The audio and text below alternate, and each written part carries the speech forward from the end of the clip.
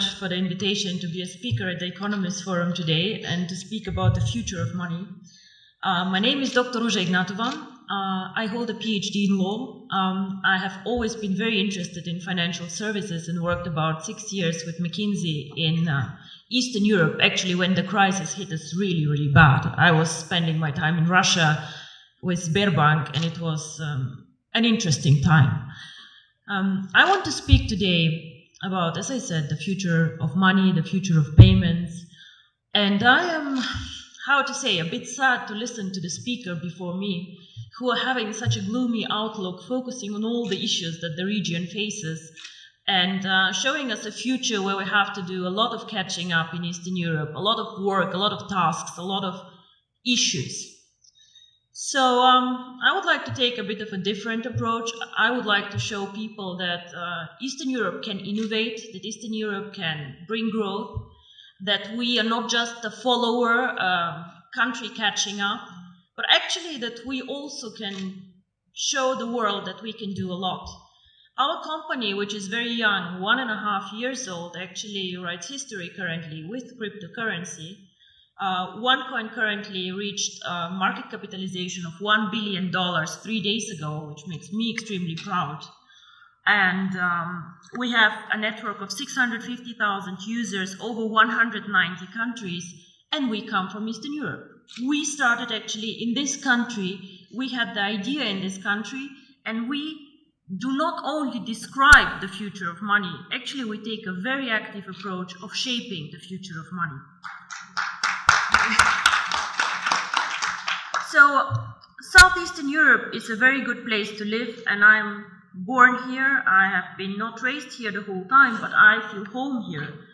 But however, even we cannot take an isolated approach and see ourselves as an own microcosmos. The world is getting smaller and smaller. We are living in a world with globalization. Technology is developing at a speed that makes me dizzy sometimes, seeing what happens around us.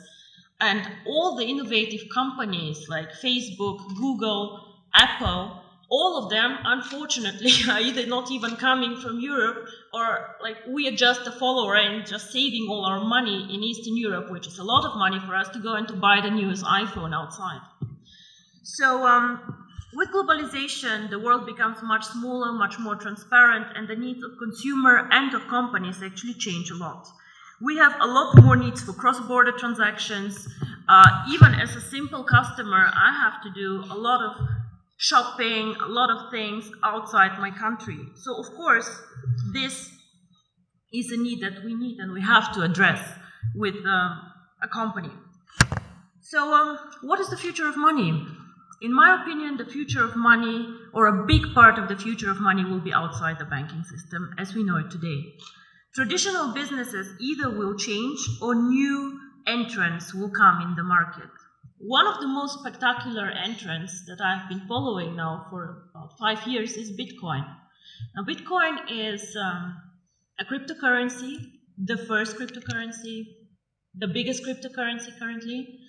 And these people who created Bitcoin, nobody officially knows who they are, have my fullest respect for the innovation, disruption, and value creation that they actually did to the financial market.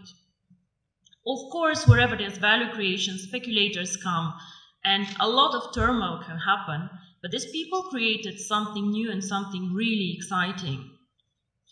Bitcoin and the blockchain technology, which makes financial services independent from governments, independent from regulators even, and independent from banks as we know them, already starts changing the world we live in.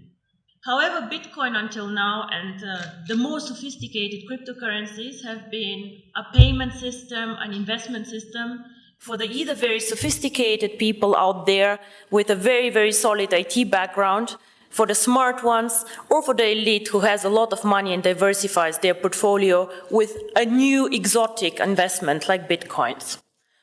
The market is still not very big, with a market capitalization fluctuating between 2 and 3 billion, transactions happening every day about 200 million euro.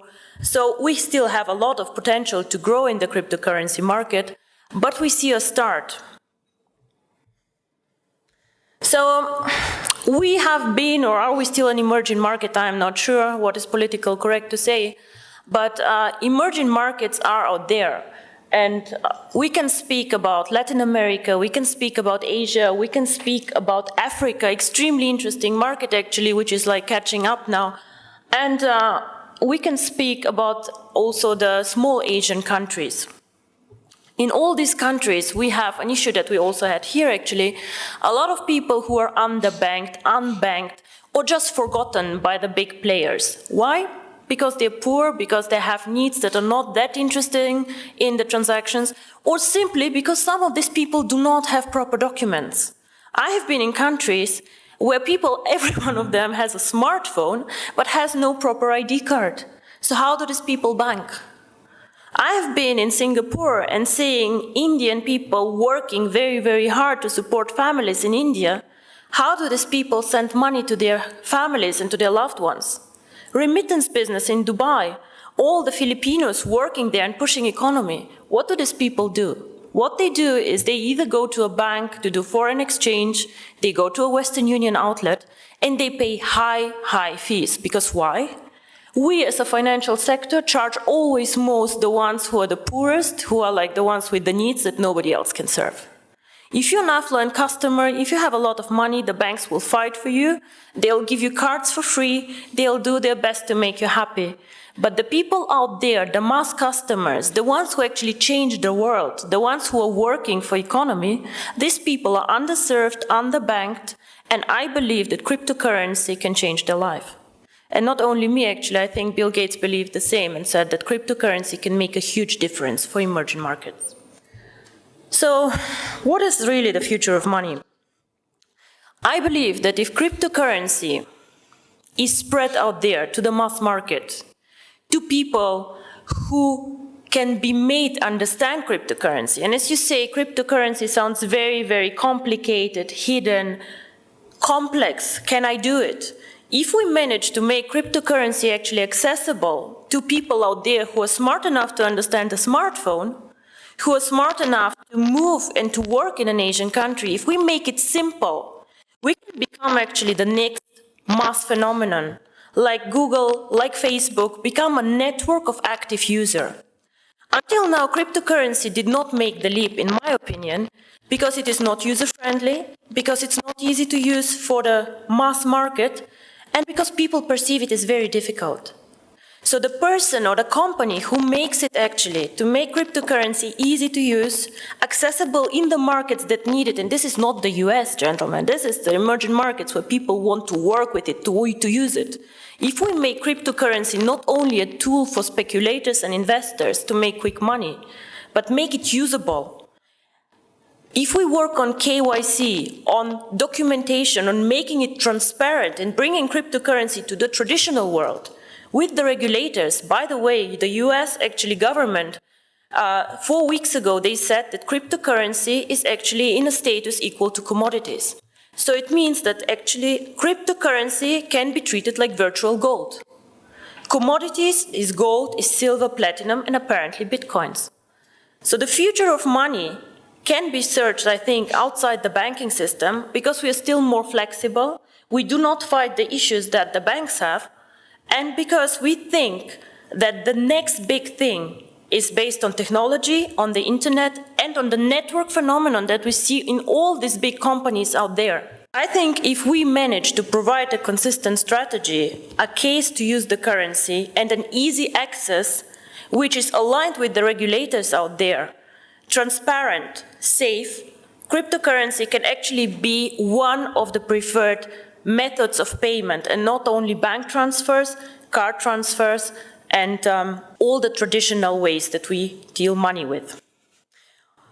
My future, or my vision actually, is the one card, making cryptocurrency one currency like the euro, like the dollars, that you just can go and spend with your card, which can be a Visa, MasterCard, China Union Pay, whatever.